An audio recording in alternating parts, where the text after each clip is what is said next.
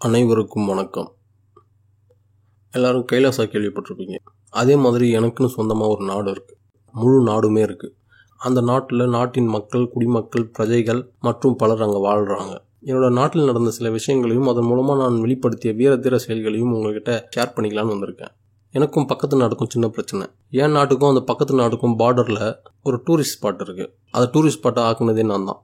அப்போது அந்த பக்கத்து எதிரி நாட்டில் இருந்த சில எதிரிகள் இந்த சுற்றுலா தலத்துக்குள்ள நுழைஞ்சு சுற்றுலா வந்த சிலரை சுட்டுட்டாங்க. As a owner of the country இந்த விஷயத்தை கேள்விப்பட்டதும் பக்கத்து நாட்டில் டின்னர் சாப்பிட்டுட்டு இருந்த நான் இலையில தயிர் சோத்தை பாதிலே வச்சுட்டு டெசர்ட்டை கூட சாப்பிடாம தனி விமானத்தில் தன்னந்தனியாக வந்து இறங்கினேன். நாட்டு மக்களும் நான் என்ன பண்ணுவேன்னு ரொம்ப ஆச்சரியமாக பார்த்துட்டே இருந்தாங்க.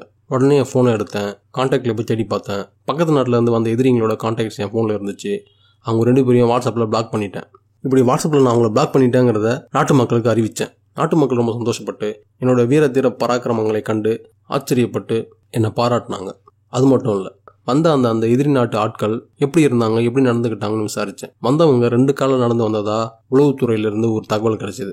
உடனே முடிவு எடுத்தேன். இனிமேல் 2 காலம் நடக்கிற எவனுமே என் நாட்டில் இருக்கக்கூடாது.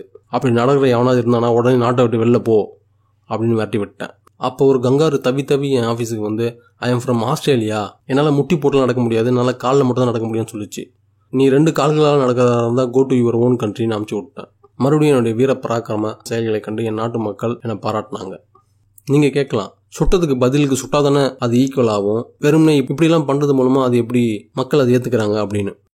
இதை ஈக்குவல் பண்ணணும் அப்படிங்கிறதுக்காக அந்த எதிரி நாட்டோட நான் போருக்கு போகிறேன்னு வச்சுக்கோங்களேன். அந்த போர் மூலமாக முதல்ல பாதிக்கப்படுறது யார்? மக்கள் தான். As a owner of the country என்னோட பாதுகாப்பு ரொம்ப முக்கியம். அதனால் போர்னு வந்துச்சுன்னா முதல்ல என்ன தான் பாதுகாப்பாங்க, அது மக்களுக்கும் தெரியும்.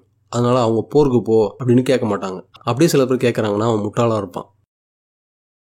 ஆனால் நான் அவன் அளவுக்கு முட்டாள் கிடையாது. அதனால் போருக்கெலாம் போக மாட்டேன். இந்த மாதிரியான ஒரு சிறப்பம்சம் மிக்க பல வீர பராக்கிரம செயல்களில் ஈடுபடும் என்னோட நாட்டுக்கு நான் உங்களை இன்வைட் பண்ணுறேன்.